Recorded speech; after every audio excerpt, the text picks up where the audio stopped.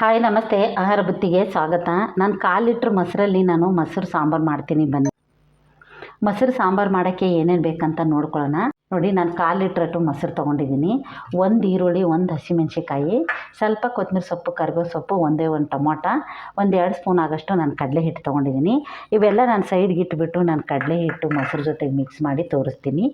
ನೋಡಿ, ಮೊಸರು ಒಡಿಬಾರ್ದು ಅಂದರೆ ನಾವು 2 ಸ್ಪೂನ್ ಕಡಲೆ ಹಿಟ್ಟಾರ ಹಾಕಬೇಕು. ಇಲ್ಲ ಅಂದ್ರೆ ಕಡಲೆಪಪ್ಪು ಇರುತ್ತಲ್ಲ, ಕಡಲೆಪಪ್ಪು ಅಂದ್ರೆ ಪುಟಾಣಿ ಅಂತೀವಲ್ಲ, ಅದರ ನೀವು ಅದ್ರಾಗೆ ಮಿಕ್ಸ್ ಮಾಡ್ಕೋಬೇಕು. ಯಾಕಂದ್ರೆ ಮೊಸರು ಸಾರು ಅಷ್ಟು ಚೆನ್ನಾಗಾಗುತ್ತೆ. ನೀಟಾಗಿ ನಾವು ಕಲಿಸ್ಕೊಂಡ್ಬಿಟ್ಟು ಇದನ್ನು ಮೊಸರು ಪಕ್ಕಕ್ಕೆ ಇಟ್ಕೊಂಡ್ಬಿಟ್ಟು ನಾವು ಮೊಸರು ಸಾರು ಒಗ್ಗರಣೆ ಹಾಕೋಣ. ನೋಡಿ, ನೀಟಾಗಿ ಇದನ್ನು ಮಿಕ್ಸ್ ಮಾಡಬೇಕು. ಗಂಟಿಲ್ಲಾರ್ದಂಗೆ ನಾವು ಮಿಕ್ಸ್ ಮಾಡ್ಕೊಂಡ್ಬಿಟ್ಟು ಲಾಸ್ಟ್ಗೆ ಹಾಕುವಾಗ ಸ್ವಲ್ಪ ಇದು ಹಿಟ್ಟೆಲ್ಲ ಕರಗಲಿ. ಆಮೇಲೆ ಸ್ವಲ್ಪ ನೀರು ಹಾಕ್ಕೊಂಡ್ಬಿಟ್ಟು ನಾವು ಒಗ್ಗರಣೆಗೆ ನೋಡಿ ಅಗಲವಾಗಿರೋದೊಂದು ಬಾಣಲಿ ತೊಗೋಬೇಕು. 2 ರಿಂದ 3 ಸ್ಪೂನು ನಾವು ಎಣ್ಣೆ ಹಾಕ್ಕೊಳ್ಳೋಣ.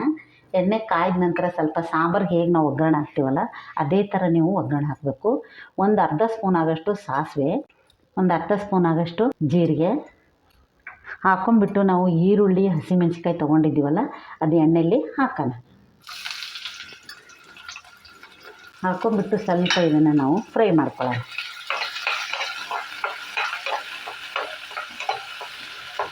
ಇವಾಗ ನಾವು ಸ್ವಲ್ಪ ಕರಿಬೇವು ಸೊಪ್ಪು ಹಾಕ್ಕೊಳ್ಳೋಣ. ಕರಿಬೇವು ಸೊಪ್ಪು, ಈರುಳ್ಳಿ, ಸಾಸಿವೆ, ಜೀರಿಗೆ ಸ್ವಲ್ಪ ಎಣ್ಣೆಯಲ್ಲಿ ಚೆನ್ನಾಗಿ ಫ್ರೈ ಆಗಬೇಕು.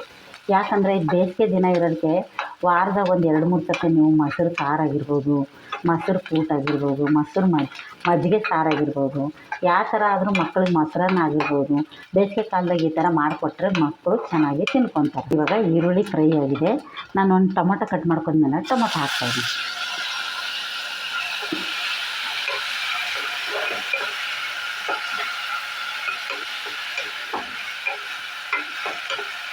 ಟೊಮೊಟೊನು ಚೆನ್ನಾಗಿ ಸ್ವಲ್ಪ ಫ್ರೈ ಆಗಬೇಕು.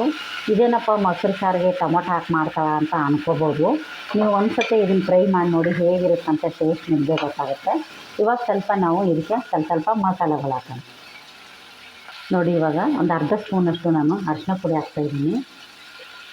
ಒಂದು ಚಿಕ್ಕ ಸ್ಪೂನಲ್ಲಿ ನಾನು 1 ಸ್ಪೂನ್ ಆಗೋಷ್ಟು ಉಪ್ಪು ಹಾಕ್ತಾಯಿದ್ದೀನಿ. 1 ಸ್ಪೂನ್ ಆಗೋಷ್ಟು ನಾನು ಚಿಲ್ಲಿ ಪೌಡ್ರ್ ಹಾಕ್ತಾಯಿದ್ದೀನಿ. ಆಮೇಲೆ ನೋಡ್ಕೊಂಡ್ಬಿಟ್ಟು ನಾವು ಮತ್ತೆ ಉಪ್ಪು ಹಾಕ್ಕೊಳ್ಳೋಣ. ಇವಾಗ ಇದು ಚೆನ್ನಾಗಿ ಮಸಾಲೆ ಎಣ್ಣೆಲೆಲ್ಲ ಇದು ಫ್ರೈ ಆಗಬೇಕು. ನೋಡಿ, ಇವಾಗ ಚೆನ್ನಾಗಿ ಫ್ರೈ ಆಗಿದೆ. ಮಿಕ್ಸ್ ಮಾಡಿದ್ದೀವಲ್ಲ, ಇವಾಗ ಇದನ್ನು ನಾವು ಹಾಕ್ಕೊಳ್ಳೋಣ.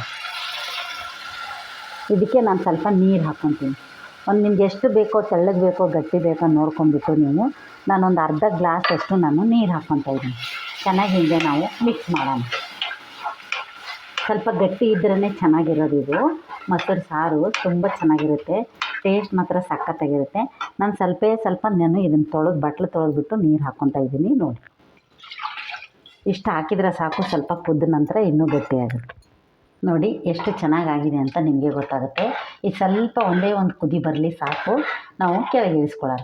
ಇದು ಜಾಸ್ತಿ ತೆಳ್ಳಗೆ ಮಾಡೋಕ್ಕೆ ಹೋಗ್ಬಾರ್ದು. ಮೊಸರು ಸಾರು ಅಂದ್ರೆ ಸ್ವಲ್ಪ ಗಟ್ಟಿ ಇದ್ರೇ ತುಂಬ ಚೆನ್ನಾಗಿರೋದು. ಇದು ಟೇಸ್ಟ್ ಮಾತ್ರ ಸಖತ್ತಾಗಿರುತ್ತೆ. ಇವಾಗ ನಾವು ರುಚಿಗೆ ತಕ್ಕಷ್ಟು ನೀವು ಉಪ್ಪು, ಖಾರ ನೋಡ್ಕೊಂಡ್ಬಿಟ್ಟು ಮಾಡ್ಕೋಬೋದು.